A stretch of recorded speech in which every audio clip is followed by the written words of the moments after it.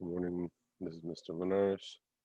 Going to help the folks in Auto 106 out as well as Downey High's third year class with some electrical work here. And this is just a little bit of advice here for some circuit math. So please forgive the weird drawing here because I'm not used to this tablet thing that I'm working with here. I'm going to start off with a little basic series circuit here. Okay, we'll go over this real quick. Then we're going to go ahead and get to doing a little tiny bit of math here just to kind of get the point home about some of the ideas with Ohm's law and how circuits function. Okay, I'll pick up the speed as I get used to this, so I do apologize. Okay, I'm not going to be switching back and forth between colors because we'll go crazy waiting for me to do that.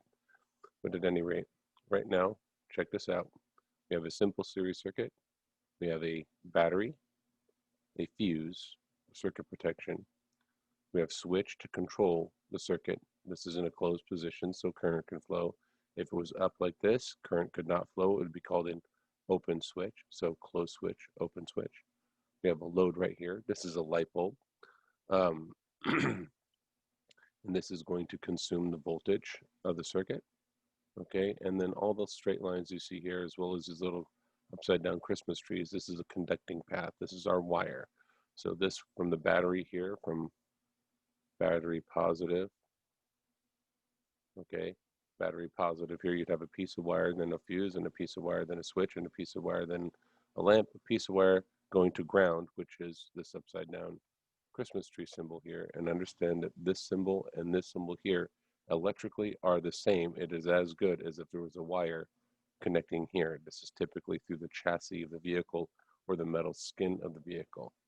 So when we're trying to solve circuit math issues, I love my lovely circle here. Okay, what we have to consider here is how to solve some circuit math. And all this is doing is helping you understand how the circuit works.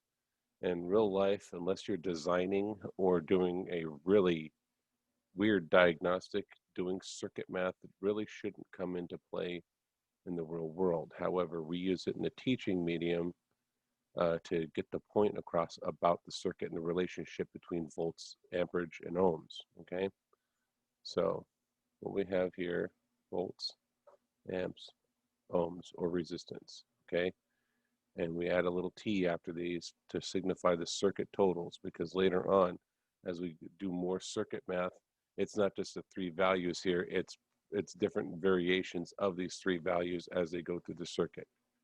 Okay, so voltage total, amperage total, resistance total. I start with a voltage total of 12 volts. Okay, and that's what I have over here at my battery. That means between the beginning and the end of the circuit, I should consume 12 volts. Okay, as far as we're concerned at the very basic levels, our load here should be doing most of that consumption.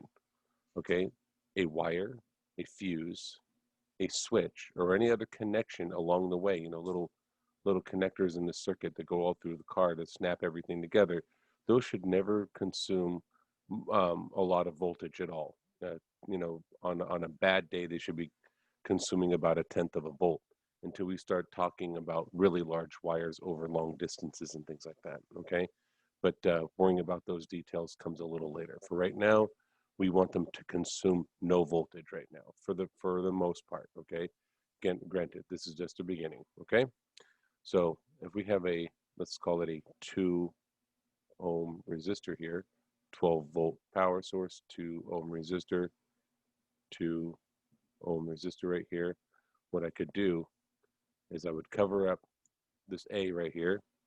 Okay, so I could discover what I need to do. So I cover up the A over here, volts divided by ohms, 12 divided by 2. That's going to be 6, so I have 6 amps flowing through my circuit. Okay, and that's what's cruising on through the circuit. Now, Something very important to understand about this is that 6 amps here will never, ever, ever happen all by itself. The amperage does not happen by itself. Volts is pushing electrons through a conductor, and that conducting path at some point has got a load in it with resistance in it. So volts is going to push electrons through the wire and this resistance, and then come back to the battery. Okay. Now that means that the flow is a function of, or sorry, a result of the pressure and resistance. Okay. If I decrease my pressure and my resistance stays the same, my flow is going to go down. If my pressure stays the same here and my resistance goes down, my flow will increase. Okay. Likewise, if my pressure stays the same and my resistance goes up, my flow will go down, so on and so forth. It kind of works like this. Okay, 5 volts here, and it is like a little teeter-totter here, right? Love my drawing, right? Sorry about that. This is really bad. Oops, did I miss something here? Oh, it changed color on me is what it did.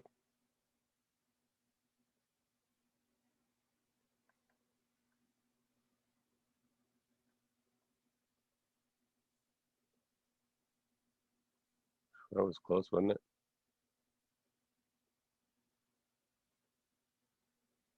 Wow, that's not good.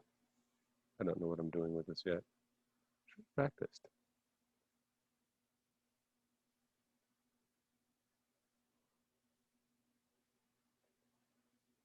There we go. I do apologize for that. I'm not going to restart this recording and go through all this again now. We're all human beings. We get to make mistakes. As long as we learn from them. All right. And like this, that's an absolutely atrocious looking omega symbol there. So we're going to go like this and try to get that better.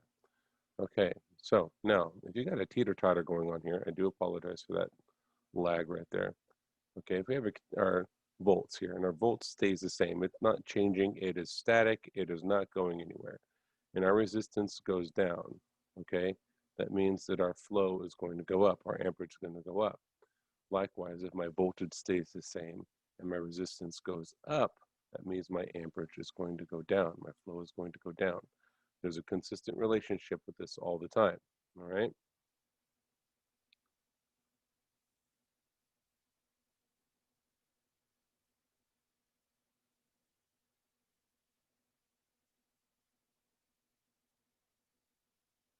I wish racing a whiteboard in real world was this easy.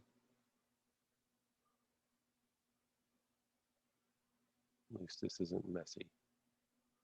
Okay, now, just to make the point again, here's my happy little omega symbol.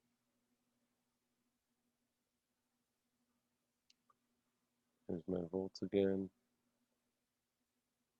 And my really, really lousy little triangle there.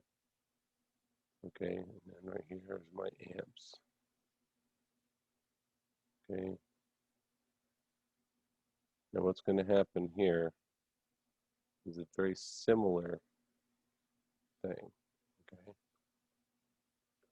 Except this time, if my ohms stay the same, if my resistance stays the same, it's unchanging, it's not going anywhere, and I increase my pressure, my voltage goes up, my amperage is going to go up. If my resistance stays the same and I increase my pressure, my flow will increase. If my resistance stays the same, it's unchanging, it is static, and my pressure decreases, my flow will decrease. Easiest one to think about on this is like a water hose without your thumb or anything over it, is your water hose turning it up and down, turning the pressure, the ability to flow up and down, okay? What's coming out of that hole will change, okay? Because you're applying different pressure to that system. Now, if you're talking about the entire house and the city's flow coming into it, it moves that whole problem back, okay? So You have to be careful about how you're thinking about all this stuff here. Let me erase this because that's still messy as hell. All right.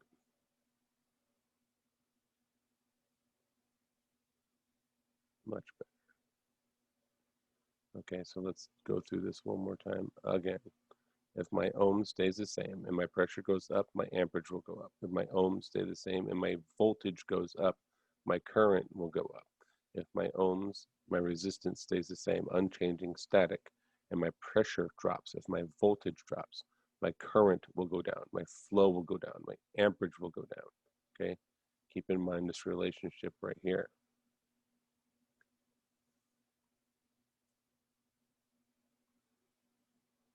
Let's get this over with a little bit better. Go like this. A little easier. Okay, let's go here and get rid of these. Get rid of that real quick. Let's clean this up right here.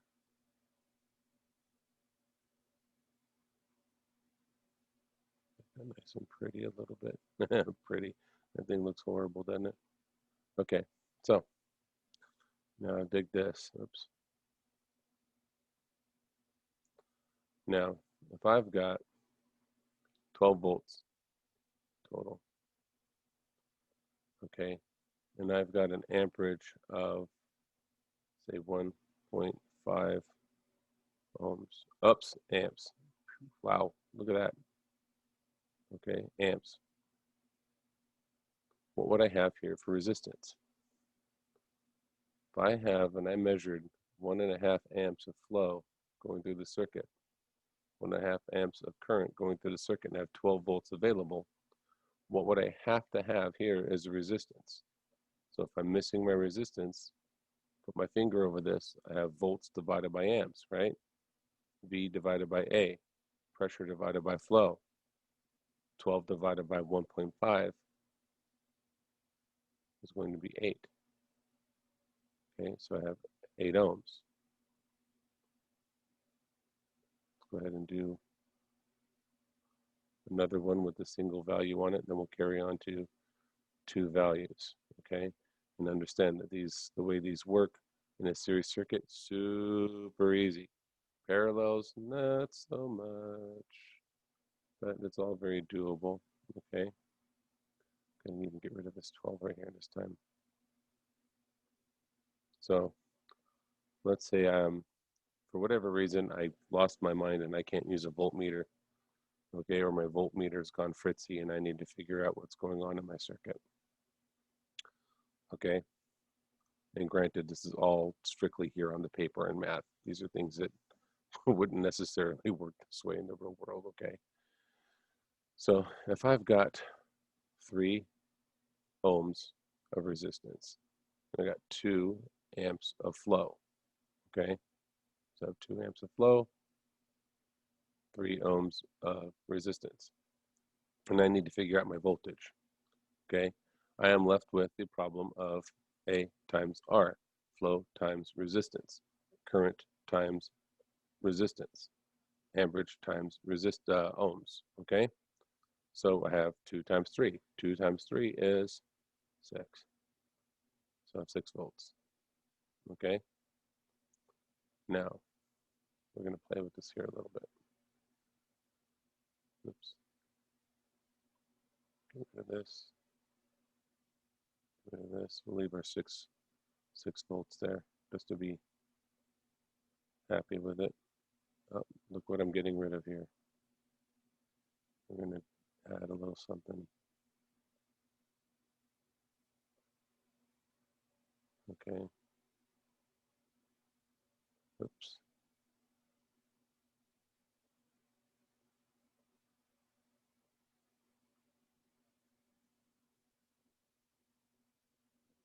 So here we go.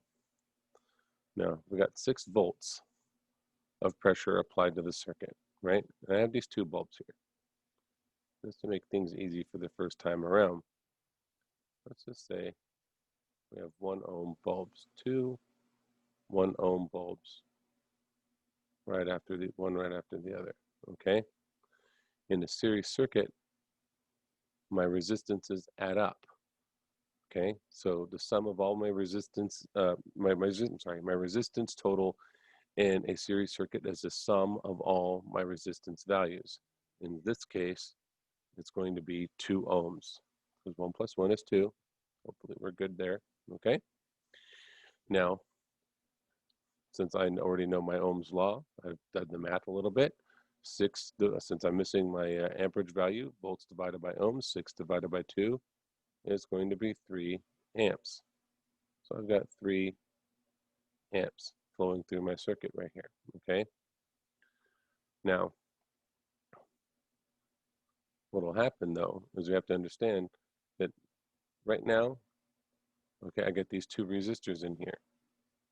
Now these 2 resistors here are going to have to split the voltage, or have to share the voltage, okay? But they share this voltage, the 6 volts here, right? They share this based on the resistance value. The more resistance something has, the more pressure it's going to take to get the current to flow through it, okay? So the more resistance something has, the more voltage it will consume. In this case right here, we don't know how much voltage each of these bulbs is dropping, how much each of these bulbs is consuming. Okay, we know that together they eat up 6 volts, and we know that they have the same resistance values, so we could easily divide that up. 6 divided by 2 is 3, and you'd have 3 volts and 3 volts, okay? But we want to figure this out using our Ohm's law pi, okay? So we're figuring out our voltage drop on this bulb. So we're missing our voltage. So amps times ohms, 3 times 1. So we would have 3 volts dropped. Same story right here because it's an identical situation. In a series circuit, the total voltage drop of the circuit is the sum of all my voltage drops. So 3 plus 3 equals 6. Okay?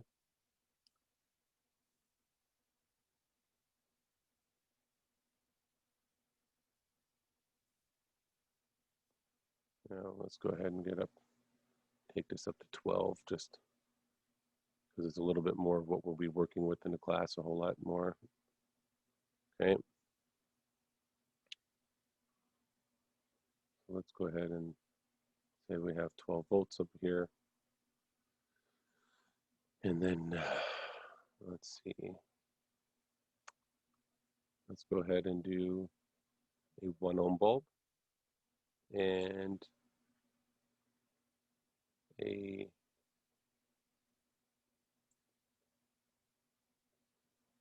3 ohm bulb, right? So we know we have a voltage total of 12 volts, okay? And we want to figure out our resistance value, the total flow of the circuit, and then our voltage drops, right? If in a series circuit, the total resistance of the circuit is equal to all the resistance values, okay? For right now, we've got 1 plus 3. That would equal 4 ohms. 12 divided by 4 is 3 amps. And to figure out the voltage drops of each of these, okay, we'd solve our problem here. Missing our voltage on this one, missing our voltage on that one. So, and it's amps times ohms to figure it out. So 1 times 3 is 3.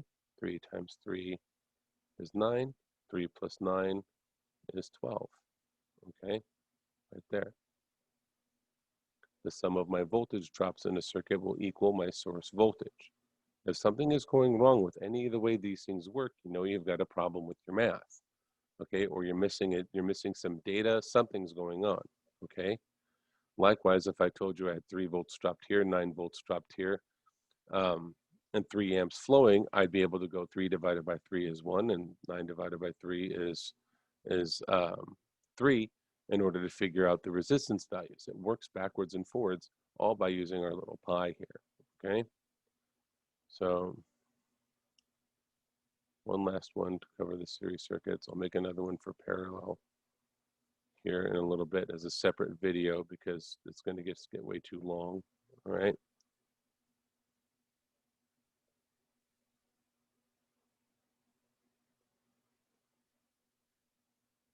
So let's say I've got a 10 volt circuit. I've got a 2 ohm bulb and a 5 ohm bulb. All right, this one can get a little frisky here, so be careful. All right, so we know our voltage total here is 10 volts. Our resistance total is going to be 7 ohms because sum of all my resistance values equals my resistance total. Okay, so now we got to do 10 divided by 7, right? So what we have here is 10 divided by 7. What does this equal? Give it some thought. Okay, give it some thought. 10 divided by 7. Might have to get a calculator out. Okay, a calculator. 10 divided by 7. Okay, so now you only need to worry about going to 2 decimal places with me. Okay, so you might end up with 1.43. Uh-oh, now we're dealing with decimals, right? So 1.43 amps. Okay, now I'll say this. There are some applications out there where you're really, really going to be worrying about some finer voltage and amperage values and resistance values out there. At our stage right now, if you get to two decimal places, okay, and we get really, really close, that's all we're worried about right here because we're just going over the relationships, okay, not signal precision or anything like that at this stage. That is in the future though for you, okay? So now, let me erase this because it's in the way. Oops.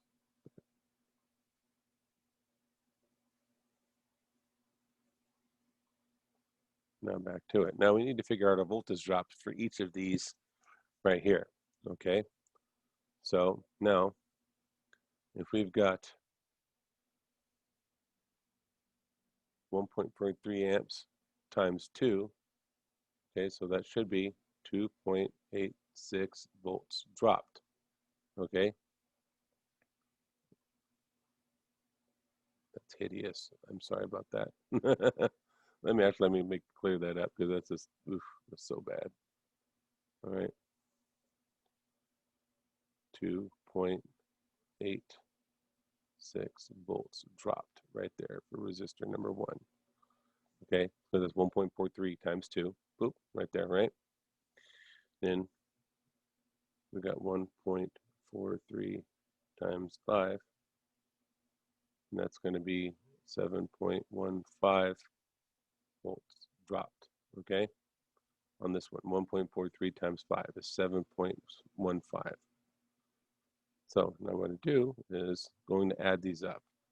2.86, 7.15, okay, and if I do that, 7.86 plus, oops, well, I messed that up, didn't I? 2.86 plus 7.15, we come out to 10.01, okay, and that's very, very close, okay? Fill this in.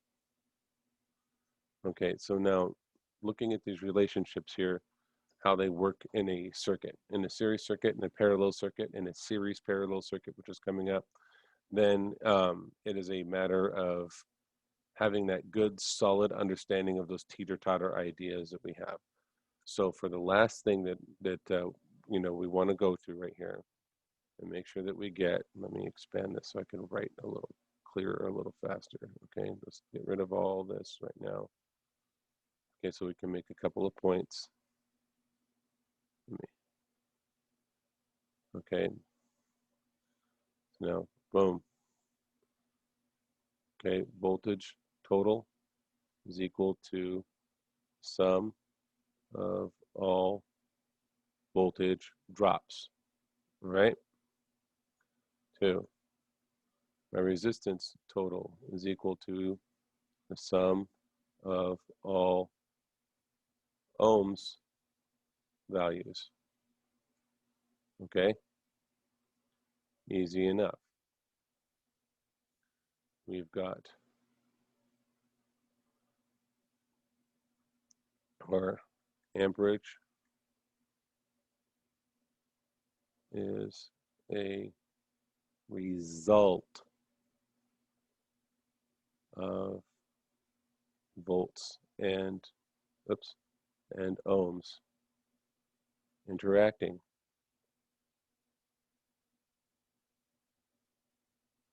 Damn it.